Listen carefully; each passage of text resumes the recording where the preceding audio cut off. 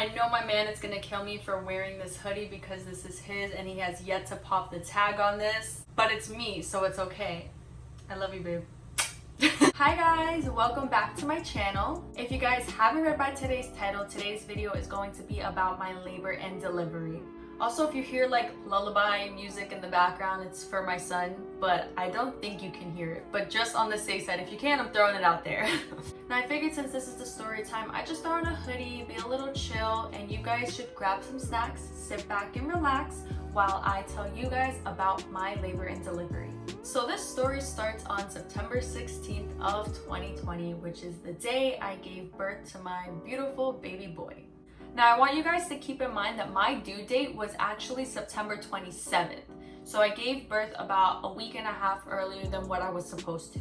So everything started around 5 in the morning when I felt my first contraction, but I thought it was a Braxton Hicks. So I didn't pay much mind to it. I got another one around 5:30, and again, I thought it was just another Braxton Hicks hitting me, so I didn't pay any mind to it either. Then I got another one around 6:30, and at that point I was like, let me at least wake up my boyfriend to let him know, hey, I'm having a little bit of pain, but don't worry much about it. He offered to stay home from work just to play it on the safe side in case today was the day, and I told him, no boo, don't worry, go make your money, like, we're fine because today's not the day. I'm not due until the 27th, so don't even worry about it. We're good. So after Levon got ready and left for work, I downloaded the contraction app just to play it on the safe side, just to track them and just to see how far apart they are. So now at this point it's hitting 7:30 and I was getting my contractions about every 10 minutes at this point, but I still didn't think much of it because today's not the day. I'm not due until the 27th. I even texted my boyfriend telling him if I continue to feel these pains, I'm gonna just drive to your mom's house just to play it on the safe side so I'm with somebody. But I still wasn't convinced that today was the day. So I texted my friend Giselle around 8 o'clock to come over just so I'm not by myself and just to play it on the safe side in case today's the day. Because I also live 5 minutes from the hospital, so I didn't want to drive further away from it in case today was the day. As she was on her way here, I made breakfast because I needed something in my system in case it was the day. And I know when you go to the hospital, if you're not dilated enough, that they'll send you back home, and I didn't want that. If you are dilated enough, they'll admit you, but at that point, you can't eat anything. Your girl needs to eat. Your girl needs to make sure she has some food in her system. So I had to eat. So as I finished making my breakfast, by the time Giselle got here, my contraction app had told me that I needed to go to the hospital.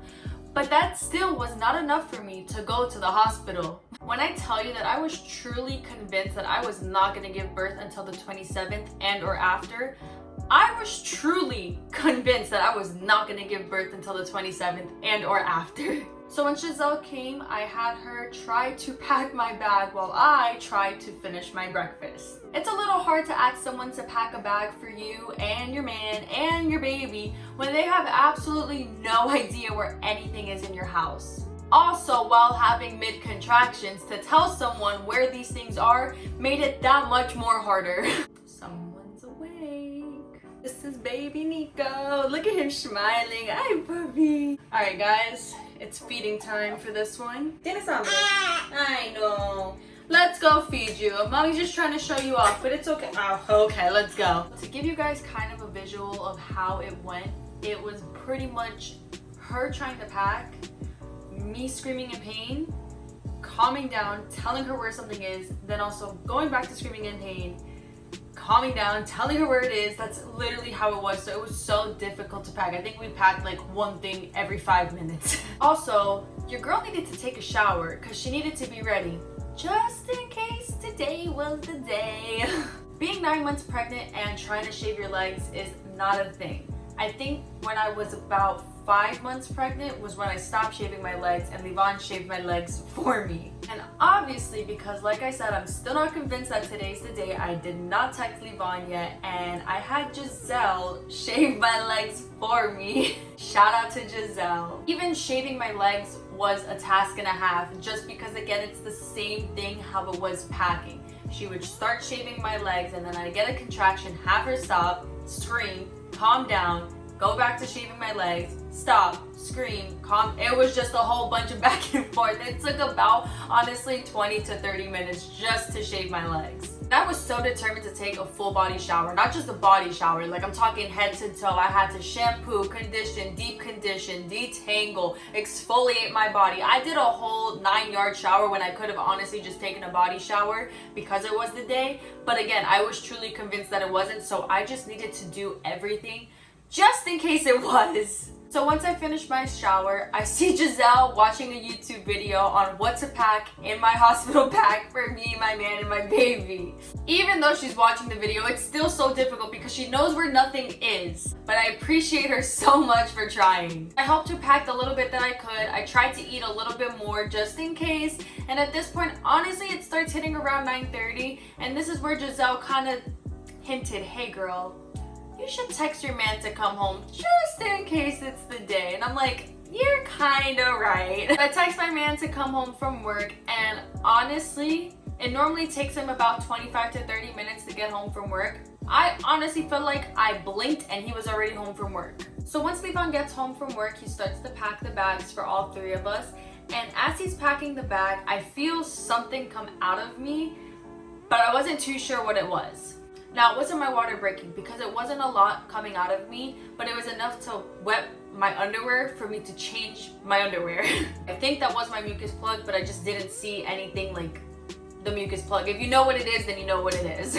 But for me, it was just a little bit of liquid that came out. I changed myself and got ready to head to the hospital. Giselle's helping me walk down the stairs. Levon has all of our bags ready, and as we're walking down, I'm still getting hit with these contractions left and right, but it's okay because they're not too bad yet. They're not unbearable. They're getting there, but they're still not super unbearable yet.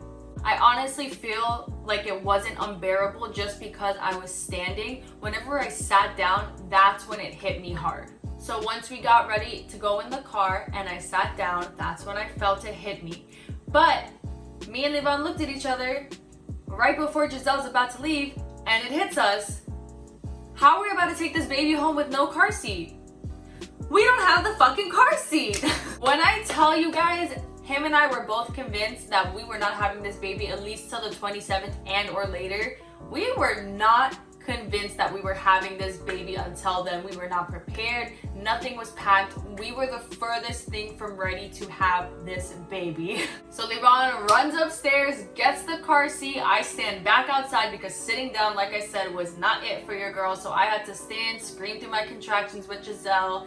Once he got back, we went in the car and headed straight to the hospital. At this point, it's hitting 10:30. Thank God that we do not live far from the hospital. We live probably 5 minutes from the hospital. For me, it felt like a 30-minute drive, but realistically, it was less than a 5-minute drive.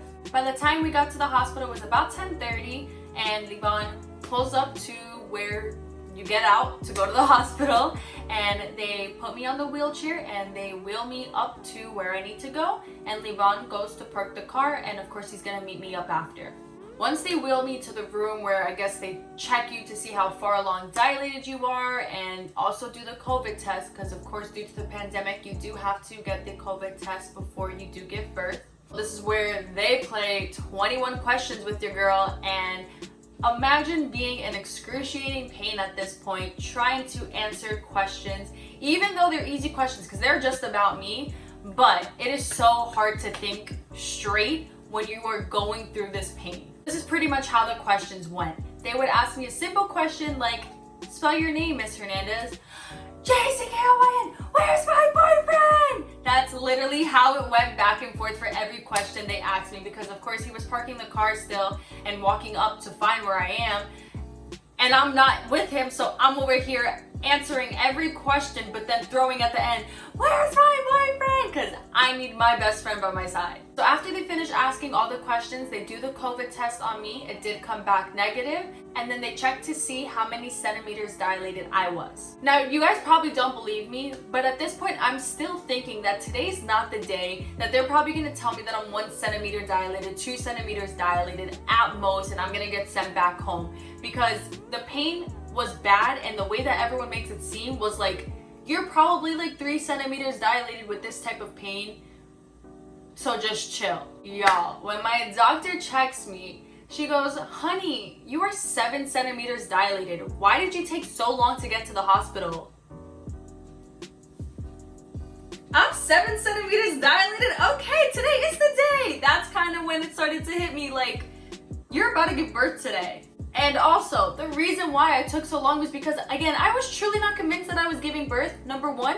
And number two, the pain, like I said, was bad, but not that bad. I guess because I was standing and everything and fighting through the pain, I was kind of okay. Truly, if I'm being real, I think I could have gave birth natural, but realistically, did I want to?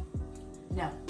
So I didn't. Also, when she told me that I was 7 centimeters, my heart also dropped at the same time because I believe once you're 8 centimeters, you can't get the epidural. So I was so fucking close to the cutoff without getting the epidural, and your girl needed the epidural, okay? At this point, I did not want to feel any pain because I've been going through this pain since 5 in the morning.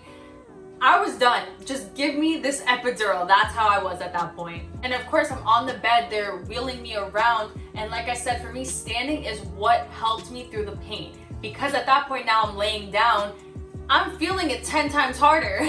So Levon catches us now when we're going all to the delivery room. And once we hit the delivery room, that's when I was on 10.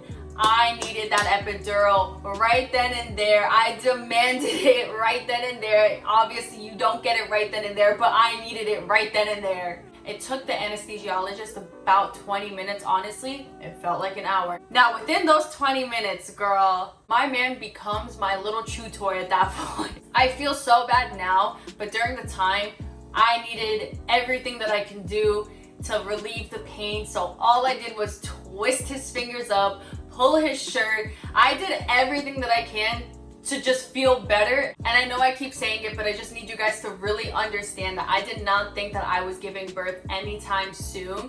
So me and Levon did not have the time to talk about what we think is gonna calm me down during those points in time or what he can do to help me. But honestly, I don't even think we needed that because that's my best friend. Like, that is my everything. So him just being there and him talking to me, and he acted like everything was normal, and that's what I needed, and he did that for me. And honestly, that made it calm down a few notches, not fully, but a few, and it did truly help me. We would just look at each other in our eyes, and he would just talk to me like everything was okay, just remind me that I can do it and I'm doing great, and just calming me down, rubbing my head while I twist his fingers. He honestly was a true champ, and I know that I could not have done it without him. And babe, if you're watching this, I love you and I appreciate you so much, and thank you for being by my side through everything. Thank you for being my best friend and my number one in everything in life.